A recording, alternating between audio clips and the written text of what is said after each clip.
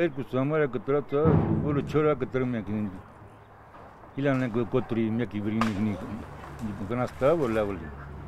չորը պետք է կտրվի։ Գևորգ Նազարյանը Երևանի համար 124 դպրոցի բակում դեռ շատ գործ ունի անելու։ Այստեղ բազմաթիվ են չոր ու վթարային, թեքված կամ փտած ծառերը, որոնք պետք է հատել։ Քաղաքապետարանի կանաչապատում եւ շրջակա միջավայրի պահպանություն կազմակերպության տնօրենն ասում է, դպրոցների տարածքը դուրս է իրենց գործառույթների տիրույթից, բայց հաշվի առնելով ստեղծված իրավիճակը քաղաքապետը հանձնարարել է կարգի բերել նաեւ դպրոցների հարակից կանաչ տարածքները։ Ցանկում 123 դպրոց է։ Դրանք այն հաստատություններն են, որոնց ղեկավարները համարել են, որ վտանգավոր ծառեր կան ու մասնագիտական աշխատանքի կարիք, դիմել են քաղաքապետարան։ Ուսումնասիրվել են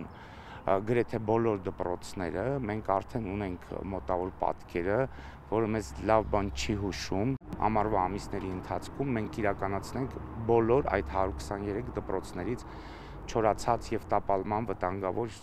ծառերի հատման եւ դուրսբերման աշխատանքները։ Նախատեսում են վտանգավոր ծառերը հատել ու տարածքից հեռացնել մինչև սեպտեմբերի 1-ը, նոր ուսումնական տարվա սկիզբը։ Սանիտարական ձևավորման աշխատանքները կսկսեն նոյեմբերին։ Իսկ հատված ծառերի փոխարեն նորերը կտնկվեն, Բեգոյանն ասում է, առայժմ նման ծրագիր չկա, բայց ծառատունկ անելու նախաձեռնություն ցուցաբերած դպրոցներին տնկիներ տրամադրելու փորձ ունեն։ Ես վստահ եմ, որ եթե դպրոցները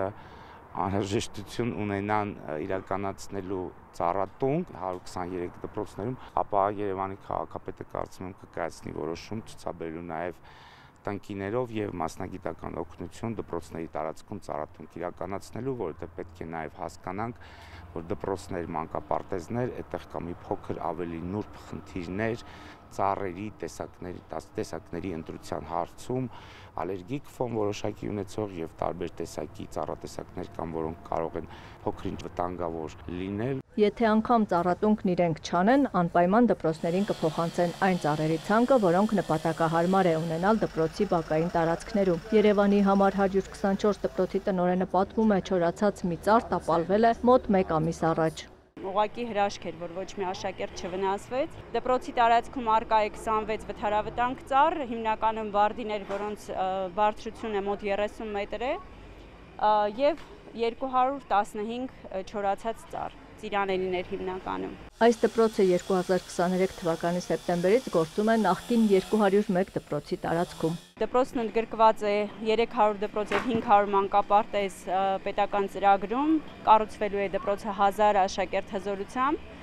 Այդ ժամանակահատվածում դեռևս լինելու է այս դպրոցի տարածքում։ Երևանի ընդհանուր օգտագործման կանաչ տարածքներից ծառերը հատվում են ծառահատման տոմսերով, որտեղ նաև նշվում է փայտանյութի ծավալը։ Այն պահեստավորվում է ձմռանն ընդառաջ տրամադրվում սոցիալապես անապահով ընտանիքներին, քանի որ դպրոցները պետական ոչ առևտրային կազմակերպություններ են, ծառահատման տոմսեր չեն կազմվի եւ ցանկության դեպքում հաստատությունները կարող են տնօրինել առաջացած փայտը։ Աննա Խաչատրյանը նշում է, քանի որ դպրոցի հողն էլ համայնքապատկան է, նպատակահարմար է համարում, որ այդ բնափայտը վերցնի կանաչապատման կազմակերպությունը եւ բաժանի կարիք ունեցողներին։ Հատված մի ծառի վրայի դեպ պարզվեց հոպով կար։ Դպրոցի տնօրենը խոստացավ, որ հոգ կտանեն նրա մասին։